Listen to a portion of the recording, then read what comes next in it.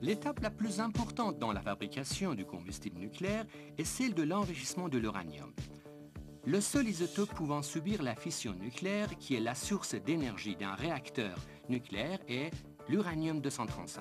Or, dans l'uranium naturel, il y a seulement 0,7% d'uranium-235 fissible et 99,3% d'uranium-238.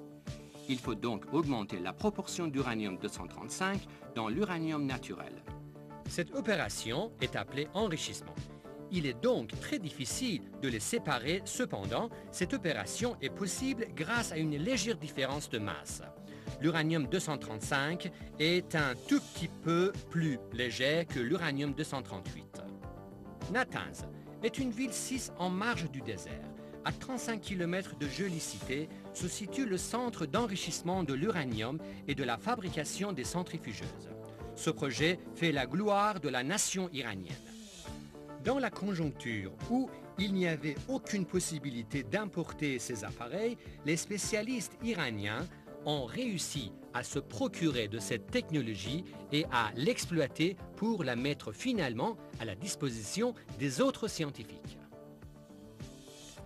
Le principal procédé d'enrichissement développé par les ingénieurs iraniens est l'ultracentrifugation. Comme vous le voyez dans l'image, ce procédé utilise une centrifugeuse cylindrique qui projette plus vite à la périphérie l'hexafluorure d'uranium-238 que l'hexafluorure d'uranium-235 qu'elle contient.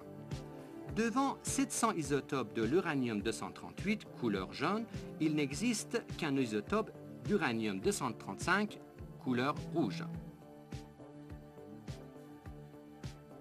Suite à de très rapides et multiples rotations, 1000 à 1200 rotations par seconde, les isotopes d'uranium-235, qui sont plus légères, sont poussés vers le haut et le centre du cylindre. Les isotopes d'uranium-238 entrent par un tuyau. Là aussi, il faut de nombreuses étapes successives pour arriver à un résultat satisfaisant. La très légère différence de masse entre les deux molécules permet ainsi d'augmenter petit à petit la concentration en uranium-235. Le projet de l'enrichissement de l'uranium à Natanz est l'un des projets les plus importants dans le pays. Il est élaboré et mis au point dans sa totalité par les experts et les scientifiques iraniens.